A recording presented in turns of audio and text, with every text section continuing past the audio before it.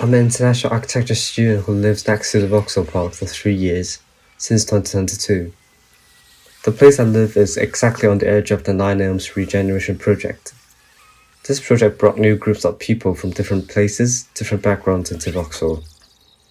Today I'm going to introduce my reading of Vauxhall in the guide room through a presentation.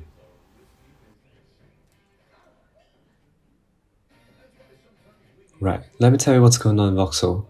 This intangible wall formed by 9 Elms regeneration project. A wall separates international students and local residents, in terms of different lifestyle and daily schedules we have. Vauxhall Park is the place I live in. It lies directly on the dividing line. The Vauxhall Park became one of the few places we communicate and interact with each other. It's also about the differences of temporary living and long-term stay. I only stay here for 3 years maximum as well, as international students. The image here shows my reading in Vauxhall. It illustrates the shape of the intangible wall along the Vauxhall Park, with the focus of the flow of people, while the rest is ghosted. The image above aims to express the generic phenomena that happen all over the world, while several moments are documented below that shows what specifically happened in Vauxhall that forms at this intangible wall. In the middle of the drawing, we'll have Vauxhall Park here. Walk as a connection point. Events like picnic days or like film nights, different kind of community events really brings everyone together in the weekend. Then we have the warehouses here, which forms a thick wall. It always blocks me to see what's going on the other side when I pass by it. Don't forget the isolated common space here that's totally surrounded by apartments that separates the people from the local community.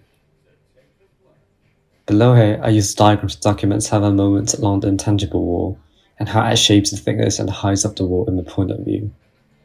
For example, like the warehouse complex here that I pass by every day. I still don't know what the things looks like behind. As well as the church surrounded by the tall buildings there. The cafe and events in the park that everyone can enjoy during the weekends does temporarily break the wall, forms a connection between two sides. Then the isolated common space that I pass by on the way to the cafe. It just feels so private that apart from who lives upstairs will never go. You just don't get the sense of belongings there. And Wydro itself, it already visually and mentally become one of the separations and the buffer zones that splits the user group like international students and local residents. In the perspective of sustainability, 9 Elm Street development is like the green painted wall. On surface, it flaunts the shiny renewable energy symbols, but behind this facade lies the truth. High-density development straining traffic infrastructure, luxury housing out of reach of everyday people, and the hollow environmental promises.